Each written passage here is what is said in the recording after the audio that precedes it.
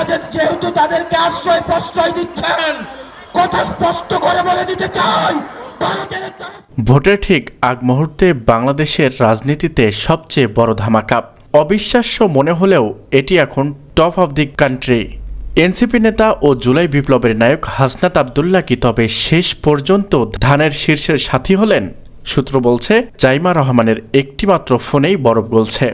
হাসনাত আবদুল্লাহর মতো লড়াকু নেতাকে বিএনপিতে ফেরাতে জাইমা রহমান ঠিক কী কথা দিয়েছিল? তবে কি দেবিদারের রাজনীতিতে চিরস্থায়ী আসন গড়াতেই এই রদবদল? হাসনাত জাইমা রসায়নে বিএনপির নতুন পথচলা নিয়ে আমাদের আজকের এই বিশেষ প্রতিবেদন। দর্শক, ত্রয়োদশ জাতীয় সংসদ নির্বাচনে কুমিল্লা ৪ আসনে যখন কোনো শক্তিশালী প্রার্থী ছিল না বিএনপির, ঠিক তখন থেকেই জল্পনা কল্পনা ছিল কাকে সমর্থন দেবেন তারেক রহমান। কিন্তু পর্দার আড়ালে কাজ করেছিলেন তার কন্যা জাইমা রহমান। গুঞ্জন উঠেছে জাইমা রহমান সরাসরি হাসনাত আবদুল্লাহর সাথে যোগাযোগ করেন। তিনি হাসনাতকে বোঝাতে সক্ষম হয়েছেন যে নতুন বাংলাদেশ গড়াতে তরুণ প্রজন্মের নেতৃত্ব কেবল রাজপথে নয়, সংসদের ভেতরেও শক্তিশালী প্ল্যাটফর্ম থেকে আসা প্রয়োজন। হাসনাত আবদুল্লাহ, যিনি এতদিন এনসিপি এবং 10 দলীয় জোটের হয়ে লড়ার প্রস্তুতি নিচ্ছিলেন, ঠিক তখনই জাইমা রহমানের দূরদর্শী প্রস্তাব এবং তরুণ নেতৃত্বের আহ্বানে সাড়া দিয়ে তিনি বিএনপিতে যোগ দেওয়ার সিদ্ধান্ত নিয়েছেন বলে বিভিন্ন গণমাধ্যমে খবর চাউর হয়েছে। হাসনাত আবদুল্লাহর এই সম্ভাব্য দলবদল জামায়াতে ইসলামী এবং 10 দলীয় জোটের জন্য এক বিশাল ধাক্কা। জামায়াত যেখানে নিজেদের প্রার্থী প্রত্যাহার করে হাসনাতকে সমর্থন দিয়েছিল, সেখানে হাসনাতের বিএনপিতে যোগ দেওয়ায় গুঞ্জন জোটের ভেতর ফাটল ধরতে পারে।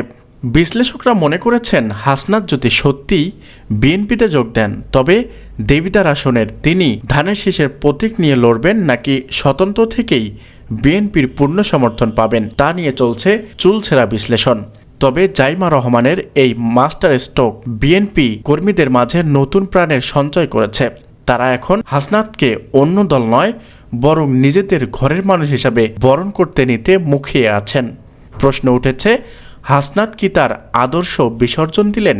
হাসনাতের অনুসারীরা বলছে না, বরং বিএনপির মতো প্ল্যাটফর্মকে ব্যবহার করে তিনি তার সিস্টেম পরিবর্তনের লড়াইকে আরও বেগবান করেছেন।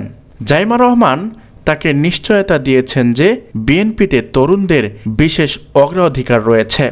এই সমঝোতা যদি চূড়ান্ত হয়, তবে হাসনাত আবদুল্লাহ কেবল একজন প্রার্থী নন, বরং আগামীর বাংলাদেশে বিএনপির অন্যতম নীতি নির্ধারক হিসাবে আবির্ভূত হতে পারেন। তারেক রহমানের উত্তরসূরি জাইমা রহমানের এই চাল কি তবে অন্য প্রতিপক্ষকে মাঠ থেকে চিরতরে বিদায় করার প্রাথমিক ধাপ? তো দর্শক, জাইমা রহমানের এক কথায় হাসনাত আবদুল্লাহর এই সিদ্ধান্ত কি আগামীর রাজনীতিতে বড় কোনো পরিবর্তন আনবে? আপনি কি মনে করেন, হাসনাতের বিএনপিতে যোগ দেওয়াটা কি সঠিক সিদ্ধান্ত, নাকি জাইমা রহমানের রাজনৈতিক প্রজ্ঞাকে আপনি কিভাবে দেখছেন?